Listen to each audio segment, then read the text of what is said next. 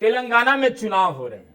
यहाँ खूब हल्दी का उत्पादन होता है, मगर यहाँ के किसान खुले बाजार में दाम न मिलने से परेशान हैं।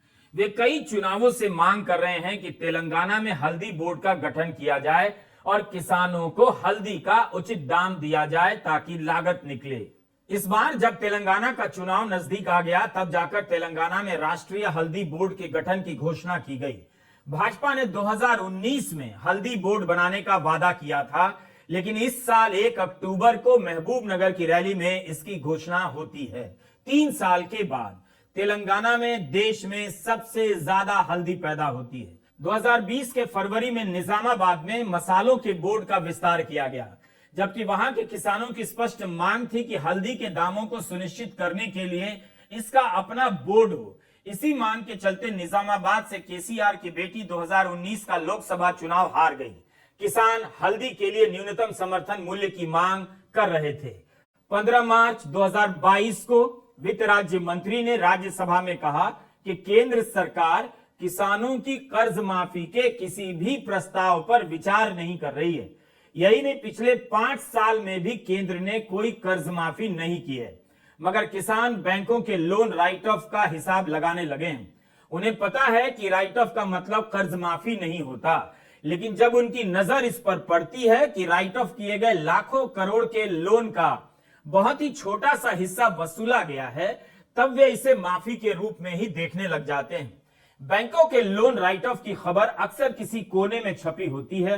मीडिया को लगता है कि यह खबर नहीं है, मगर आपने देखा कि किसानों की नजर कितनी इस पर गहरी रहती है। 31 अक्टूबर का यह ट्वीट तृणमूल कांग्रेस के सांसद जवाहर सरकार का है। इन्होंने रिजर्व बैंक के डेटा के आधार पर लिखा है कि पिछले 9 साल में 14.5 लाख करोड़ लोन गायब हो गए। 2014 के पहले के 10 साल की तुलना में 7 गुना ज्यादा है। अंतरराष्ट्रीय रूप से 1.5% लोन अगर ना चुके तो बहुत बुरा नहीं माना जाता है, मगर मोदी सरकार में 7 से 11% बैड लोन हो गया। 1.5% से ऊपर की हर रकम एक तरह की लूट है। यह अप्रैल 2022 की एक रिसर्च का डेटा है जिसे नाबार्ड ने छापा। इस रिपोर्ट के अनुसार 2012 से अब तक राज्यों ने करीब 2.5 करोड़ का कृषि ऋण माफ किया है। इसकी तुलना आप 9 साल में 14.5 लाख करोड़ लोन के गायब होने से कीजिए। जुलाई 2022 की यह खबर भी देखिए। एसबीआई के शोधकर्ताओं ने पाया है कि 2014 के बाद से जिन 9 राज्यों ने ऋण माफी की घोषणा की, वहां पर करीब आधे किसानों को ही इसका फायदा मिला।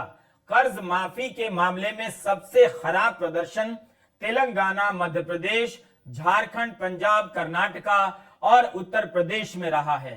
हमारी मांग है कि जिस तरह कारपोरेट घरानों का केंद्र सरकार ने पिछले 9 सालों में 13.86 लाख करोड़ रुपए माफ किए हैं, उसी तरह पूरे देश के किसानों का भी कर्ज माफ होना चाहिए। सिर्फ पंजाब के किसानों का जितना कारपोरेट का कर्ज माफ किया गया, उसका सिर्फ 10% वो पंजाब के किसानों का 1.25 लाख करोड़ के करीब पंजाब के किसानों का कर्ज है। इसी तरह पूरे देश के किसानों का 18 लाख करोड़ रुपए कर्ज है। आज पूरे दुनिया में जब भूखमरी फैल रही है, पाकिस्तान के क्या हालात है, श्रीलंका के क्या हालात हैं, रूस और यूक्रेन की वार की वजह से यूरोप में कितना बड़ा अनाज संकट है, लेकिन इस दौर में भी इस देश में अनाज संकट से, इस देश के किसानों ने अनाज संकट से देश को बचाया हुआ है। लेकिन सरकारें कारपोरेट की सेवा में लगी हुई हैं, किसान कर्ज की वजह से खुदकुशी कर रहा है। तो हमारी मांग है कि पूरे देश के किसानों का कर्ज माफ होना चाहिए। उसी तरह पूरे देश के किसानों की जितनी भी पैदावार है उस पर उसको एमएसपी मिलना चाहिए।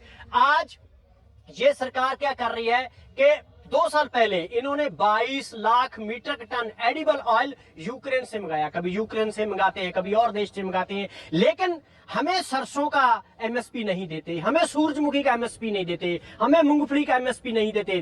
क्या जो किसान पैदा करता है उसका जो उसकी फसल से एडिबल ऑयल निकलेगा, क्या वो देश के लोग नहीं खा सकते?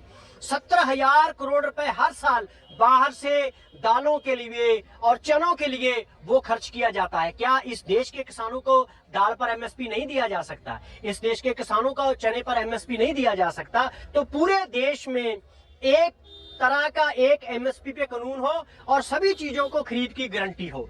इसी तरह लखीमपुर खीरी के हमारे शहीदों को अभी तक इंसाफ नहीं मिला। तो इन बातों को लेकर और बहुत सारी मांगों को लेकर पूरे देश के राज्यों की राजधानियों में आंदोलन चल रहा है। और एक बात हम बता दें कि जब तक सरकारें कारपोरेट के साथ रहेंगी तब तक किसान आंदोलन में रहेगा। बात केवल न्यूनतम समर्थन मूल्य की नहीं है, मुआवजे की भी है। संयुक्त किसान मोर्चा का कहना है कि किसानों ने कहा है कि पंजाब के अधिकतर किसानों के परिवारों को मुआवजा तो मिला, मगर उत्तर प्रदेश और दूसरे राज्यों के सभी किसानों को अभी तक नहीं मिला है। गृह राज्य मंत्री अजय कुमार मिश्रा के बेटे आशीष मिश्रा जेल में हैं और यह मामला कोर्ट में है, जब किसानों की जीप से कुचल देने के कारण हत्या हुई थी। मगर किसानों की मांग उस वक्त थी और अब भी है कि गृह राज्य मंत्री का इस्तीफा हो। वे अभी तक अपने पद पर बने हुए हैं। 2024 का चुनाव आ रहा है। किसान अपनी ताकत से क्या हासिल कर पाते हैं यह देखना होगा।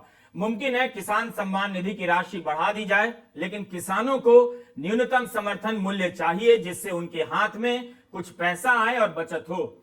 जो मांगते हैं वो नहीं मिलता, जो नहीं मांगते हैं वही मिल जाता है, जो उनके उतने फायदे का नहीं होता।